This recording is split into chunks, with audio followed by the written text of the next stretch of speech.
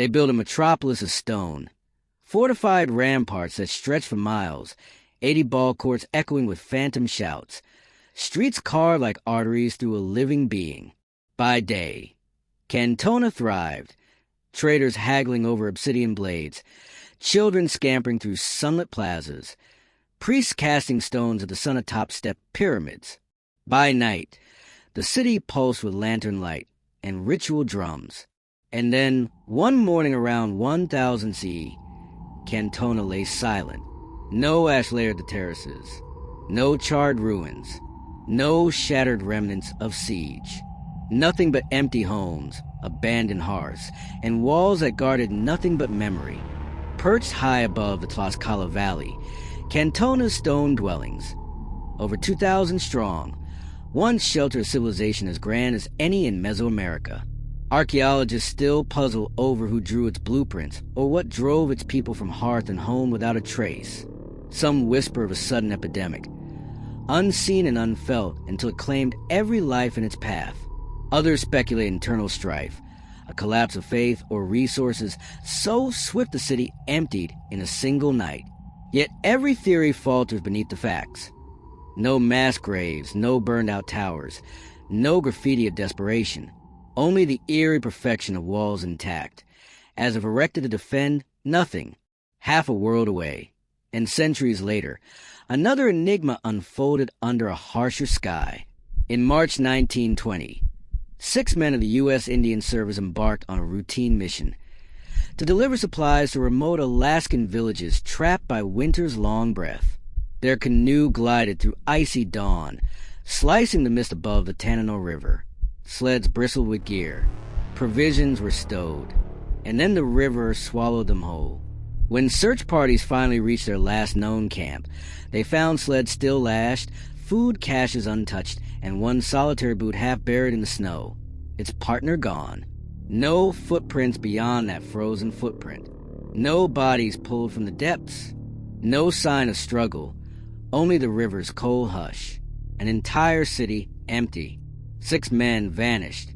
What force can rip a community from the threads of existence, leaving behind stone and snow but no story?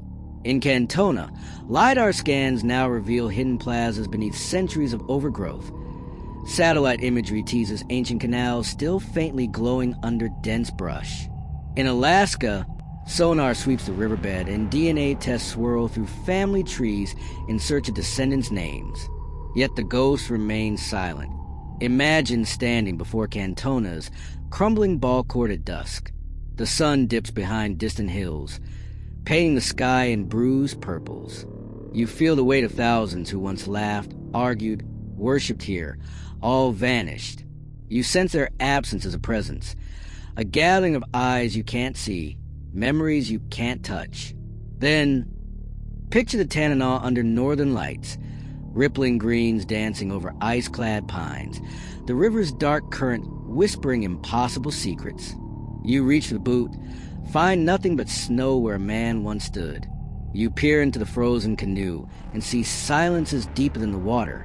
These mysteries endure because the earth itself won't yield its secrets. Cantona's builders left no records, only stones. The patrol left no testimony, only a boot and a keel.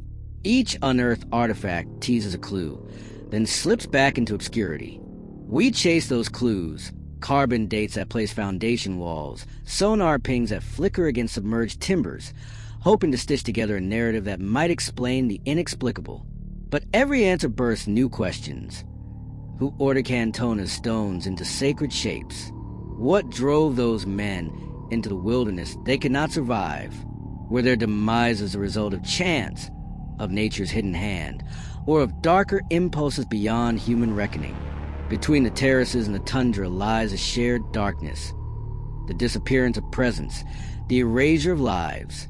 Cantona and the Lost Patrol are separated by a millennium and a continent, yet bound by the same unsolved equation. People plus place plus vanish equals. We stand at the edge of memory's abyss, peering into its black mirror, and in the reflection we recognize our own fragility, our own mortality. 2 vanished populations, 2 enduring riddles.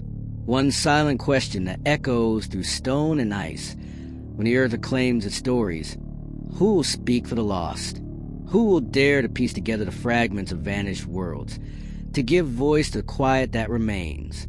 If you crave the uncanny, if you hunger for tales where answers slip through your fingers like sand, subscribe and ring the bell. Because these disappearances aren't echoes of the past. They're unsolved invitations to follow where silence leads.